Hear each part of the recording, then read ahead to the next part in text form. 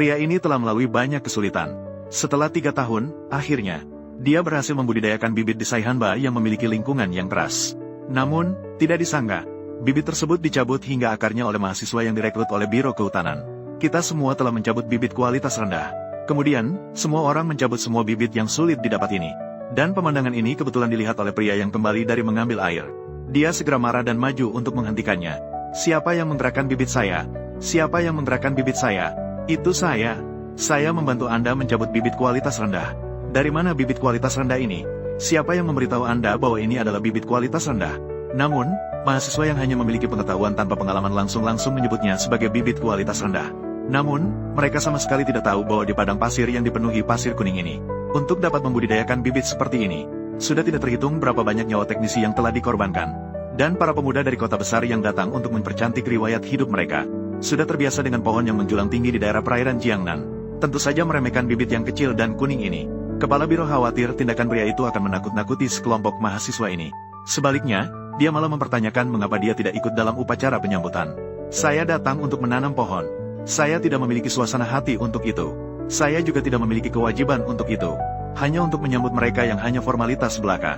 Mahasiswa yang mempercantik riwayat hidup di resume mereka. Feng Cheng mendesak terus-menerus, meminta mahasiswa yang datang untuk mempercantik riwayat hidup mereka pergi dari kebun bibitnya. Tan Sueme tidak mengerti mengapa pria itu bersikap begitu buruk. Dia hanya menghapus bibit kualitas rendah sesuai dengan pengetahuan yang dia pelajari.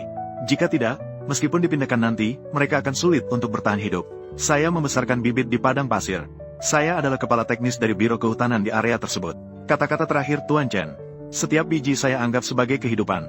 Namun, ternyata kamu, gadis kecil ini, dengan begitu mudahnya mencabutnya. Apa yang kamu harapkan dari sikap saya? Ternyata, 3 tahun yang lalu, kepala teknis menderita penyakit parah dan waktu yang tersisa tidak banyak. Dia mengabdikan seluruh hidupnya untuk padang pasir ini. Pesan terakhirnya kepada Feng Cheng adalah untuk menanam pohon yang menjulang tinggi. Karena Saihanba adalah gerbang terakhir Beijing.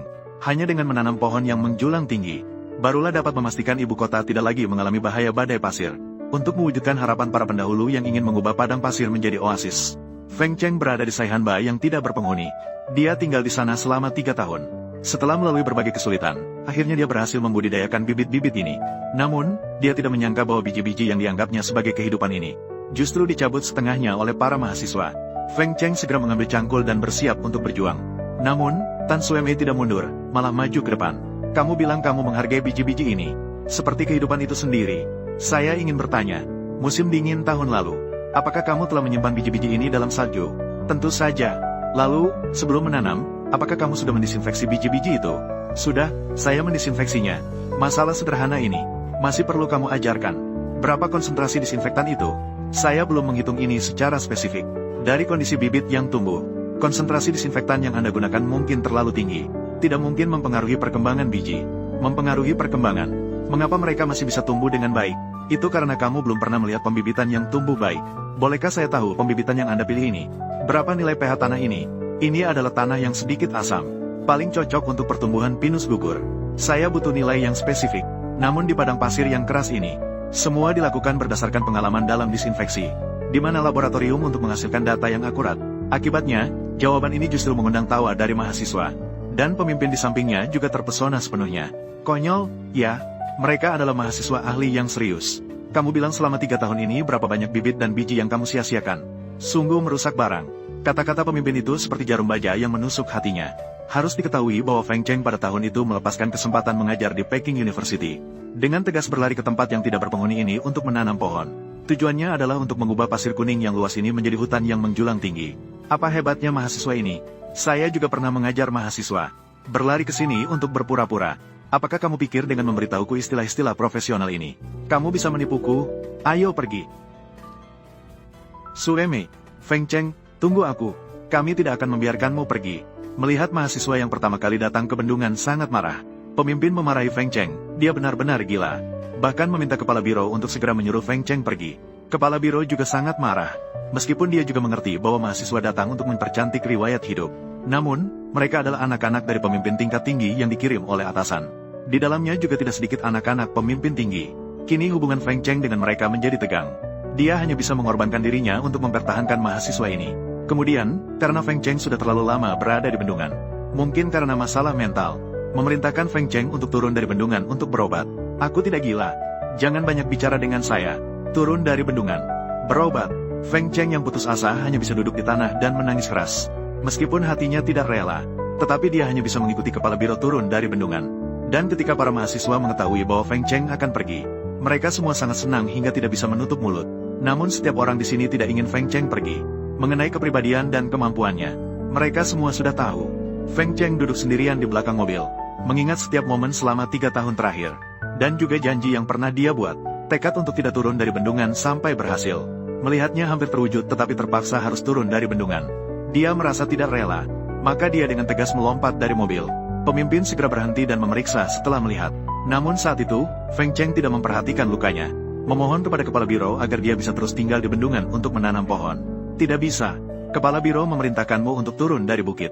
Itu sudah dipertimbangkan dengan matang. Itu bisa membuat pemimpin mengubah pendapatnya. Tempat ini sangat sulit. Para mahasiswa itu sama sekali tidak bisa bertahan. Juga tidak bisa diharapkan. Tidak ada yang lebih mencintai tanah ini daripada saya. Berapa banyak malam sebelum tidur, saya, Feng Cheng, selalu memberitahu diri saya, harus mengabdikan masa muda yang paling indah untuk Saihanba. Karena ini adalah kampung halaman saya.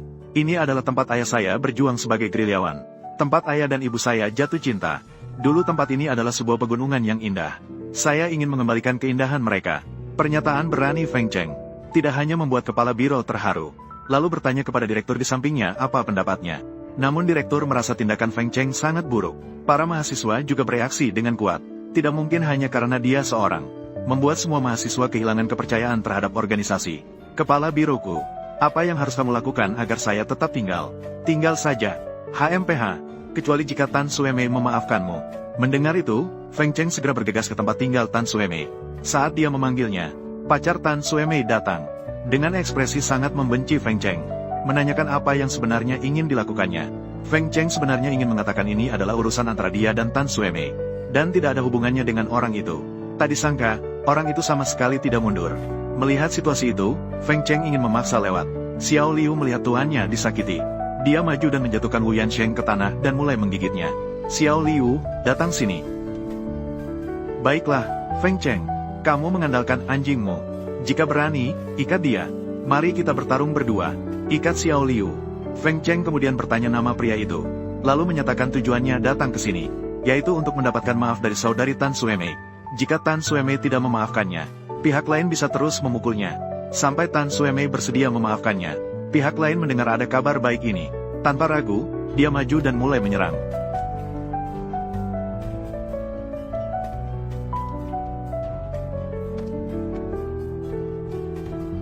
Akibatnya, saat pria itu masih ingin menyerang, Tan Suemei datang bersama kapten.